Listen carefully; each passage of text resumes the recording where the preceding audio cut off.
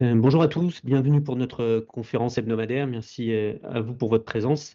Et puis bonjour également à ceux qui vont nous réécouter au cours de la semaine via notre chaîne YouTube. Eh bien, encore une semaine compliquée, la troisième semaine de baisse consécutive pour les marchés, avec évidemment sur fond d'enlisement du conflit en Iran, avec un détroit d'Ormuz qui est toujours bloqué, et puis évidemment les bombardement sur le site le gazier de South Pars, le premier site gazier du monde, qui a entraîné les matières premières, et donc le pétrole et le gaz, vers de nouvelles hausses. On va passer rapidement sur tous ces éléments, parce on n'est pas les spécialistes de la géopolitique, mais juste on vous a rappelé quelques chiffres et quelques ordres de grandeur. Mais voilà, sur le pétrole, on est passé au-dessus des 110 dollars, on est autour de 113 ce matin. Donc une hausse de plus de 50% depuis le début du conflit. Du côté du gaz, on a une hausse de près de 100% sur la base du prix de référence en Europe, hein, le TTF néerlandais. Alors après, ces fortes hausses sur le pétrole et le gaz se répercutent de manière différente sur les prix de l'électricité en Europe, du fait du mix énergie, évidemment. Donc en France et en Espagne, on a des hausses, mais qui restent un peu plus limitées. On parle d'une hausse de l'ordre de 15% sur le CAL 27, donc les prix de l'électricité à l'horizon 2027. En Allemagne et en Italie, on a des hausses qui atteignent les 25% désormais, et près de 30% en Italie, sans parler du Royaume-Uni qui est également dans ces ordres de grandeur. Et donc ça s'est donc traduit la semaine passée sur les indices, bon, et évidemment de manière corrélative. Il y a également l'évolution de l'inflation et des taux, hein, qui pèsent sur les marchés. Les banques centrales qui sont à peu près toutes réunies la semaine dernière, qui ont pour l'instant décidé de laisser leurs taux inchangés. Mais assez logiquement, les perspectives de baisse de taux aux US s'éloignent, et en Europe, on commence même à pricer une hausse de taux d'ici la fin de l'année. La BCE a relevé ses prévisions d'inflation à 2,6%, bon, ce qui reste pour l'instant je dirais mesuré. Forcément, il y a quand même de plus en plus de tensions, et on pourra noter que l'OAT 10 ans en France est au plus haut depuis 2011, à 3,75. Il y a clairement une tension également au niveau des taux. Ça s'est traduit donc sur les indices par des replis de près de 3% en moyenne en Europe la semaine passée, autour de -2 aux US, avec une séance de vendredi qui était assez tendue. Et depuis le 27 février, on a désormais une baisse entre 10 et 12% pour les principaux indices européens, et de l'ordre de 7-8% pour les grands indices US. Le Nasdaq étant un peu plus résilient à -5, mais évidemment, il avait beaucoup plus perdu en début d'année du fait des craintes de disruption liées à l'IA. Bon, ce qui nous intéresse, nous, c'est également les publications, même si elles passent un peu au second plan du fait de l'actualité géopolitique. Néanmoins, ça permet d'avoir des retours des sociétés, et ces retours étaient plutôt rassurants avant l'éclatement du conflit. Ce qu'on a observé la semaine passée, c'est des résultats opérationnels courants qui sont toujours conformes à nos anticipations, et qui étaient plutôt en légère progression sur les 8 à 10 sociétés qui ont publié dans notre stock guide. Il y en a deux qui ont publié je dirais des mauvais résultats, mais c'était attendu, c'est Mersen et Beneteau. Et pour le reste, on avait des légères progressions de résultats opérationnels courants, toujours un peu plus de charges non courantes que ce qui était attendu. Et puis le discours, je dirais, global était une amélioration des tendances d'activité depuis le début de l'année, et même depuis le T4. La plupart des sociétés avaient senti un point bas en septembre, et depuis vraiment une amélioration de l'activité. Et c'était également le cas pour les ESN, puisqu'il y a notamment OB et Infotel qui ont communiqué. Évidemment, le conflit en Iran pourrait remettre en cause ces tendances plus positives, mais on attendra certainement les publications des chiffres d'affaires T1, qui devraient être bons pour avoir les premiers retours des dirigeants sur les conséquences. Si je reviens aux évolutions des indices, alors sur le CAC 40, on a eu une après-midi de vendredi qui était beaucoup plus compliqué du fait de l'ouverture dans le rouge des États-Unis et on a fini à moins 3,1 sur la semaine pour le CAC 40. Comme vous voyez, il y a à peine quatre sociétés, enfin trois sociétés même qui ont été dans le vert. Bon, et la seule hausse significative, c'est Total Energy qui a apporté 0,6 points de contribution avec une hausse de 6%. Pas besoin d'expliquer les raisons de cette hausse. Et donc, hormis Total, il y a Sanofi qui progresse très légèrement et Unibail qui est flat. Sinon, tout est dans le rouge avec finalement des baisses marquées sur des secteurs qui avaient plutôt moins baissé dans un premier temps après le conflit, c'est-à-dire le luxe et puis tout le secteur de la tech slash communication. Donc, secteur qui était affecté par les craintes de disruption liées à l'IA. Et donc, depuis 2 semaines, ben, c'était pas les secteurs qui avaient le plus souffert. Et là, il y a eu clairement une accélération de la baisse pour ce secteur liée également à la remontée des taux. Donc ça se traduit par une baisse de 12%, enfin 11,6% pour Hermès dans le luxe. Sur Hermès, il y a eu des notes de HSBC et Odo qui ont aussi prévenu d'un T1 qui serait assez mou et décevant. Et dans le secteur, on a Kering qui a également baissé de l'ordre de 6% et LVMH de l'ordre de 4%. Et puis dans le secteur de la tech, Capgemini, moins 8,6%, Dassault Systèmes, moins 7%, et Publicis dans la communication, moins 6,7%. Enfin, une autre évolution à noter, c'est Safran qui a reculé de 7,5 avec une baisse qui a été concentrée sur vendredi à la suite d'une demande d'un législateur US qui a demandé l'ouverture d'une enquête auprès du Pentagone compte tenu de la joint venture entre Safran et des entreprises chinoises. Et donc ça pourrait évidemment remettre en cause une partie du business de Safran en cas d'enquête je dirais de relations étroites avec des opérateurs chinois. Si je passe au Next 20, le Next 20 qui affiche une baisse de 2,4% sur la semaine. Là aussi, bon, un peu plus de valeur en hausse, mais on parle de 25% des valeurs. Mais bon, il y a essentiellement deux valeurs hein, qui ont soutenu l'indice. La première, c'est GTT, qui bon, progresse de 2,7%, qui bénéficie de l'actualité sur le GNL, même si il n'y aura pas d'impact du tout à court terme sur GTT. Mais bon, à voir comment, entre les problèmes de production qui vont toucher le Qatar dans son grand site gazier, mais également les besoins qui pourraient advenir à moyen terme de navires de GNL, comment ça se traduira dans les perspectives de GTT.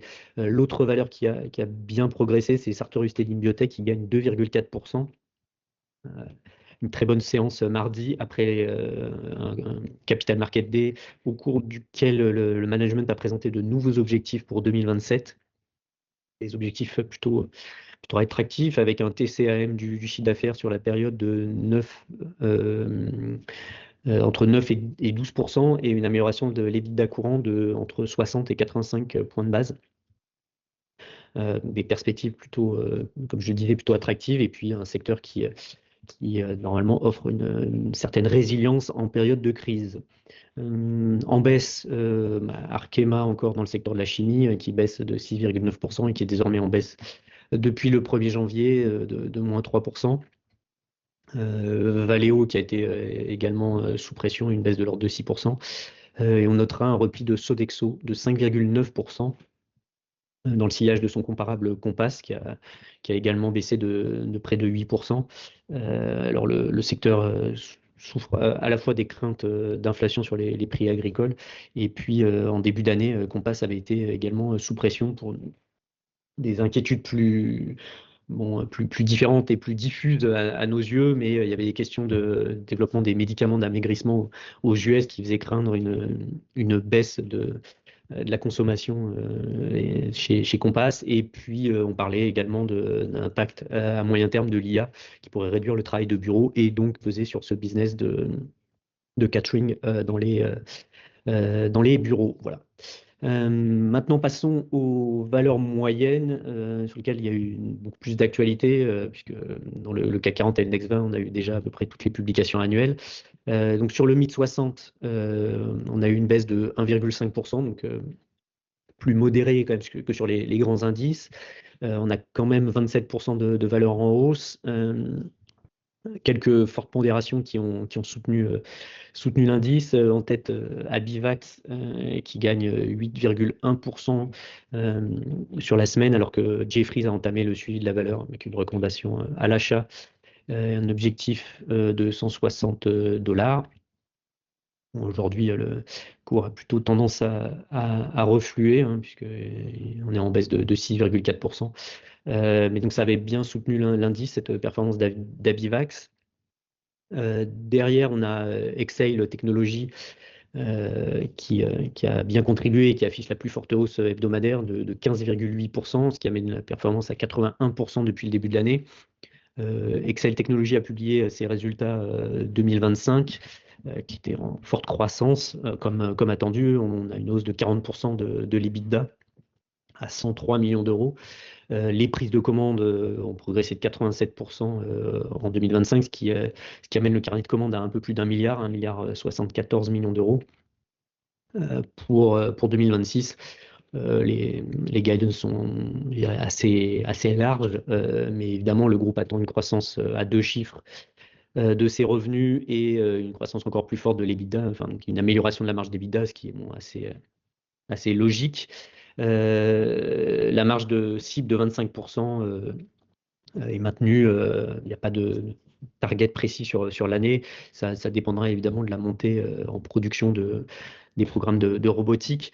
Bon, ce qui est évident, c'est que le news flow est très favorable et le momentum est favorable sur Exail. Le groupe rentre des commandes. La question le marché des drones sous-marins est évidemment très porteur.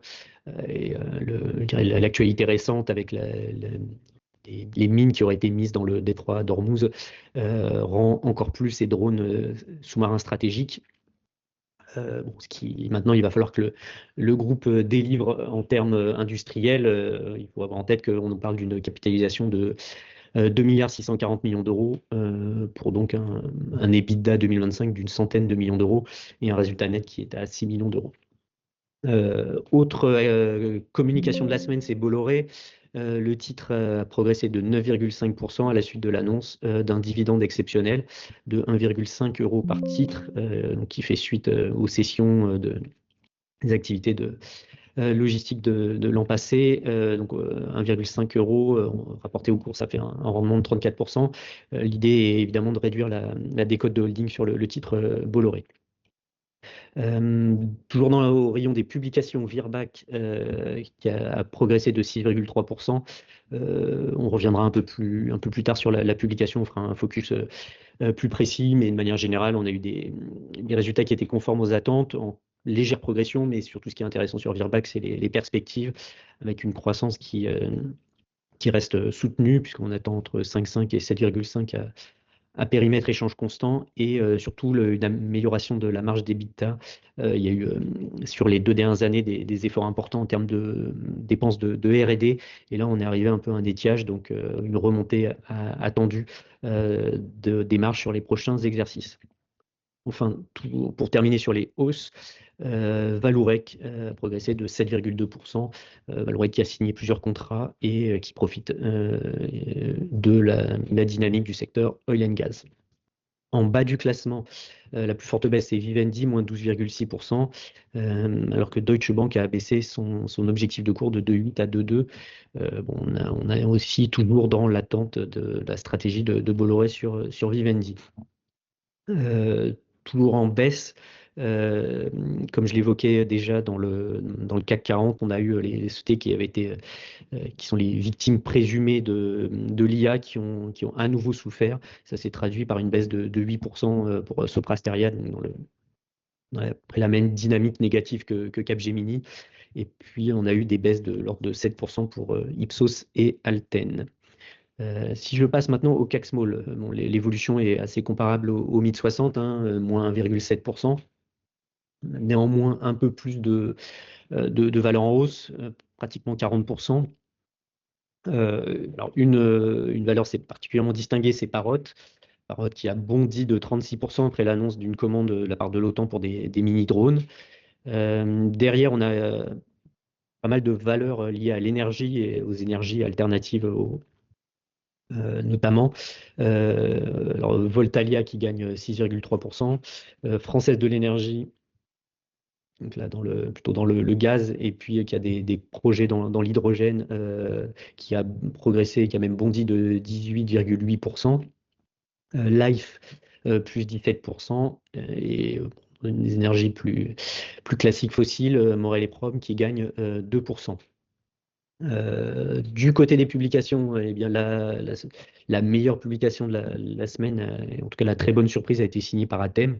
Le titre a bondi de 15,9%, après des résultats meilleurs qu'attendus.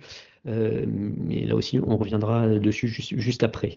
À l'inverse, la publication de Mersenne a déçu et le titre a perdu 13%.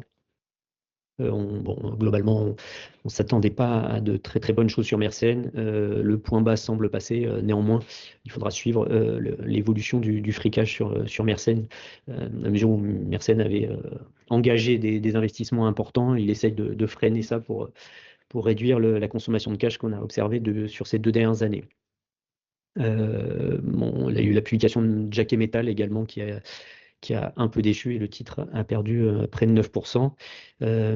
Compagnie des Alpes qui reste sous pression, moins 5,6%. C'est un fort consommateur d'énergie, donc la progression continue des prix de l'énergie pèse sur le titre. Maison du Monde qui continue de chuter, moins 18%, on est à moins 46% depuis le début de l'année et plus de 90% de baisse sur 3 ans. Il faudra attendre mi-avril pour les résultats annuels. On reste toujours dans le flou et bon, il y a clairement des grosses inquiétudes sur Maison du Monde. Enfin, dans la tech, Planisware, moins 7,8% et Wavestone, moins 6,8%.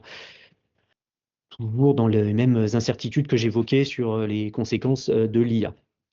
Hors indice, quelques évolutions à noter, en particulier Gaumont qui a progressé de 16,8% après la décision de la Cour d'appel qui a confirmé la décision de l'AMF et qui va donc imposer à la famille Seydoux de déposer une OPR sur Gaumont. Financière de l'OD progresse de 8,7% après les annonces de dividendes exceptionnels sur Bolloré.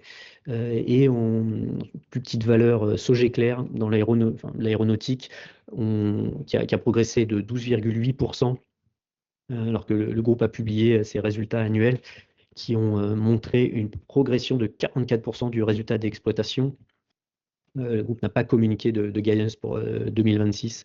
Voilà, on a néanmoins assisté à la réunion et on publiera peut-être dans la semaine un petit feedback dessus. Au rayon des baisses, Twax cédé 12%.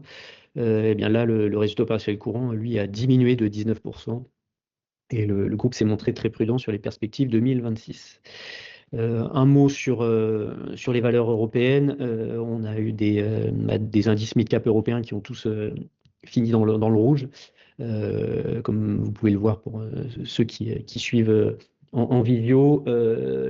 Très forte baisse pour le FTSE Italian Mid qui abandonne 5,2% et qui est en baisse de près de 13% depuis le 1er janvier. Le MDAX est également en rouge vif avec une baisse de près de 9% depuis le 1er janvier.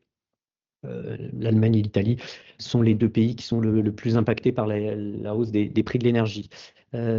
Sur l'Eurostoxx Small, on a eu une baisse hebdomadaire de 3,5%. On est à moins 6 depuis le début de l'année. Parmi les principales évolutions en hausse, on notera que SBM Offshore, le spécialiste des équipements maritimes à destination de l'industrie pétrolière et gazière, continue de progresser. Et on a également Nordex dans les énergies, liées aux énergies renouvelables qui se comporte bien. En baisse, nouvelle forte chute pour Amplifon qui fait suite qui avait déjà baissé la semaine précédente. Et on notera la semaine compliquée pour Indra Sistemas, le leader espagnol de la technologie embarquée, enfin, la technologie embarquée à destination en particulier de la défense et qui globalement est présent dans ce qui est R&D externalisé. Le titre a baissé de 15%, alors qu'il était, c'était une des valeurs très recherchées depuis 1 an et demi. Et en fait, la baisse, elle est liée à un problème de gouvernance.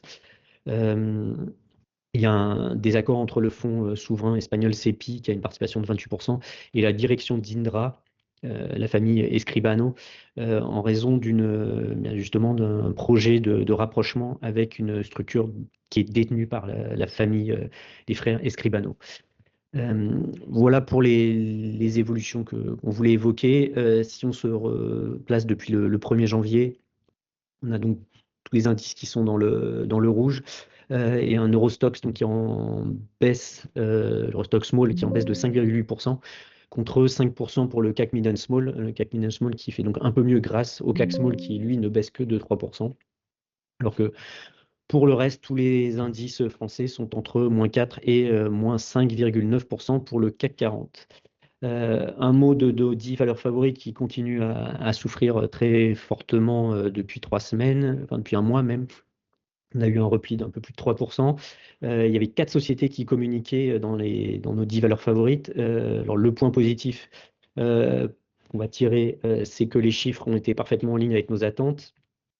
Bon, le point négatif, c'est qu'hormis Virbac, les titres sont en baisse. Mais donc, on va faire un petit point sur ces différentes publications. Et pour commencer, je vais donner la parole rapidement à Aurore pour évoquer la publication de Virbac, donc, qui était je dirais, la bonne surprise. Ah non, alors je vais la commenter parce qu'Aurore n'a pas pu se connecter. Mais donc, oui, sur Virbac, eh bien, on avait des résultats qui ont été de bonne facture, mais une légère progression de 1% du résultat opérationnel courant. Le résultat net progresse de 3%. C'était attendu, cette légère contraction de la marge du fait d'un pic de dépenses de R&D. Comme je l'évoquais en introduction, ce qui est important maintenant, c'est que la croissance est là et elle est visible, avec une progression donc entre 5,5 et 7,5%. Et maintenant, on va à nouveau entrer dans une remontée des marges, ce qui va permettre d'accélérer la croissance bénéficiaire sur Virbac. Les multiples restent inférieurs à ceux des peers et des opérations sur le secteur. Et il y a toujours une capacité désormais de revenir et de refaire du M&A. Opération qui serait en plus très relutive sur la marge si elles se font aux États-Unis, compte tenu de la structure qui est déjà implantée aux États-Unis. Dans les autres publications, Jacquet Metal, alors là, on a eu une baisse de 9,8% du cours. Les résultats qui ont été fraîchement accueillis et le titre qui a perdu ses gains depuis le 1er janvier. On a pourtant des résultats qui ont été en hausse et conformes à nos attentes. Le résultat opérationnel courant, il a progressé de 24%, résultat net de 73. Bon, ce qui pèse un peu, c'est que le discours reste très prudent sur les perspectives de 2026. Avec la croissance qui était attendue pour être impactée par le conflit au Moyen-Orient, qui pourrait ralentir la reprise en Allemagne, puisque c'est vraiment un des sujets importants, puisqu'il y a une exposition importante de Jacquet à l'industrie allemande. Bon, néanmoins, ce qu'on observe, c'est que les volumes sont à nouveau positifs, que le point bas sur les prix semble passer, modulo évidemment la durée du conflit au Moyen-Orient. Et puis, il y a un programme d'économie qui, en particulier, concerne l'Allemagne qui est en place. Il y a eu un impact des économies déjà de 4 millions d'euros en 2025. Et à l'horizon 2027, on parle de 10 millions d'économies en running. Donc, on va encore avoir au moins 4 millions d'économies en 2026 qui devrait, selon nous, permettre une nouvelle progression des résultats. Et on a toujours une valorisation qui est avec une décote de 30% sur l'actif net, ce qui me paraît très excessif alors qu'on est en bas de cycle sur Jacquet Metal. Autre publication, celle d'Infotel. C'était très intéressant puisqu'il y avait OB qui a publié également. Dans les deux cas, alors, OB, on a eu des résultats en hausse grâce à l'intégration de Solutech. Sur Infotel, on a des résultats qui sont flat au niveau du résultat opérationnel courant. ce qui constitue des résultats légèrement meilleurs qu'attendus grâce à un bon S2 en tout cas, avec un retour de la croissance au T4. Ce qu'on retient, c'est que le retour de la croissance est confirmé sur ce début d'année avec un T1 qui devrait être de très bonne facture. Le groupe a publié un nouveau plan à l'horizon 2028 avec un objectif de CA de 500 millions d'euros. Ce plan qui a été présenté intègre à la fois une croissance organique, pardon, c'est 2030 hein, le plan, pardon, c'est pas 2028. Donc il y a à la fois une croissance organique qui serait de 5% par an et un programme d'acquisition autour de 120 millions de chiffre d'affaires à acquérir sur la période.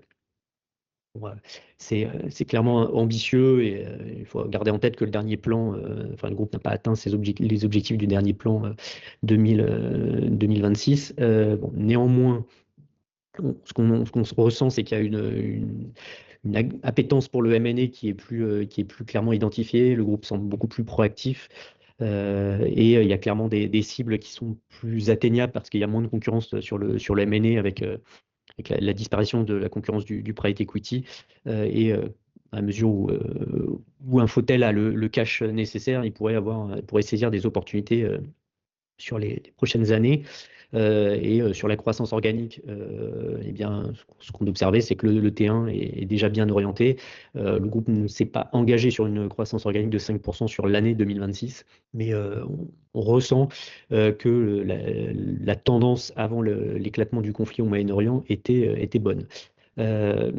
Juste un petit point sur l'IA, clairement, que ce soit OB ou Infotel, les managements ne voient pas une disparition de l'activité des ESN à cause de l'IA, mais plutôt l'IA comme un outil pour les ingénieurs et consultants pour travailler plus vite. Donc il y aura certainement une déflation sur les prix, mais c'est plus en fait que les projets devraient se faire plus vite et qu'il y aura pour eux beaucoup plus de projets avec à la fois un time to market qui va devenir plus important encore, et puis des grands projets qui ont été longtemps repoussés pour des raisons de coût qui pourraient se débloquer. C'est leur vision. On est plutôt dans cette vision-là parce qu'on a vu beaucoup de changements depuis 2000 qui ont pas fait mourir ces ESN qui sont bien gérées. Celles qui sont moins bien gérées ont déjà disparu. On fera le bilan dans un an pour voir, ou dans 2 ans, pour voir si c'est le marché qui avait raison de valoriser désormais très bas les ESN ou si les dirigeants avaient raison et qu'ils finalement trouveront du nouveau business grâce à l'IA. Pour terminer, quelques mots sur les publications attendues cette semaine. On attend 7 publications parmi les valeurs de notre stock guide. Pour commencer, on aura Groupe Crit dans l'intérim. On attend des résultats en léger repli compte tenu de la pression sur les prix et puis des volumes qui restent compliqués dans l'intérim et puis une normalisation sur l'aéroportuaire après de très bonnes années. Sur les derniers chiffres qu'on a observés, je dirais que le marché de l'intérim, en particulier en France, avait touché un point bas, puisque en janvier, on avait des chiffres de Prism Emploi qui montraient une stabilité. Donc bon, on verra quel est le discours du management sur la tendance des dernières semaines. Mais bon, on a des valorisations qui restent extrêmement basses dans ce secteur de l'intérim, mais en particulier Crit et Synergie sont encore très décotés par rapport à leurs grands concurrents européens et américains. Ensuite, dans la semaine, on s'intéressera à la publication d'AICO parce que avec le périmètre a beaucoup évolué et ce sera l'occasion de mieux mesurer, je dirais, la nouvelle organisation et donc les perspectives sur ce nouveau périmètre. On attendra ensuite le chiffre d'affaires T2 de Trigano. On attend un retour de la croissance, enfin, confirmation de cette croissance qui revient après un exercice précédent qui avait été affecté par les phénomènes de déstockage. Pour l'instant, on a toujours un marché final qui se porte bien.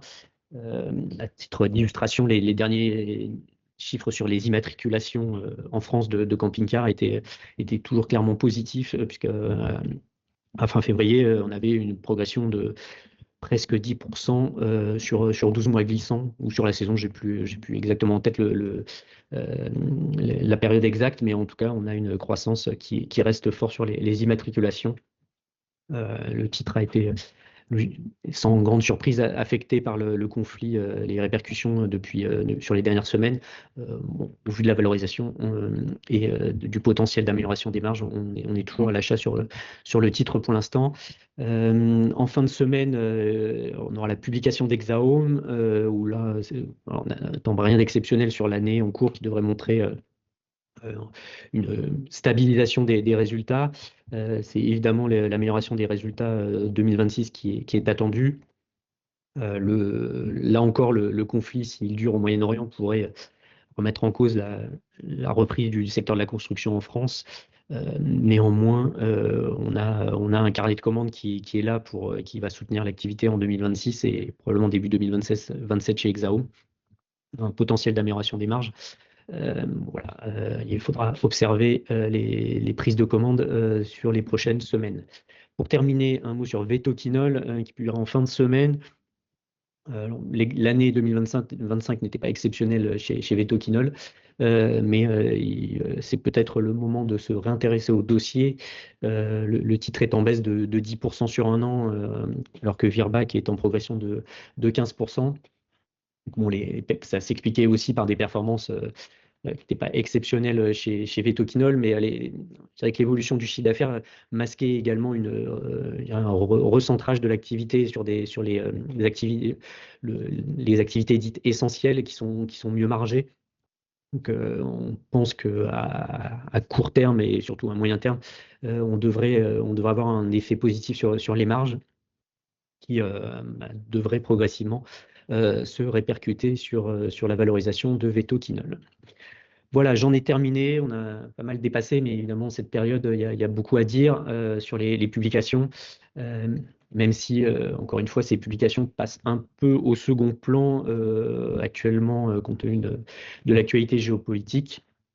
Mais on va toujours évidemment suivre avec une grande attention ces réunions et essayer d'avoir les retours de terrain pour voir quels sont les impacts et puis les gagnants et les possibles perdants de cette situation. Merci encore pour votre présence et puis on se retrouve lundi prochain pour évoquer ces 7-8 publications prévues dans notre stock guide et analyser les évolutions sectorielles. Merci à vous et puis donc à lundi prochain.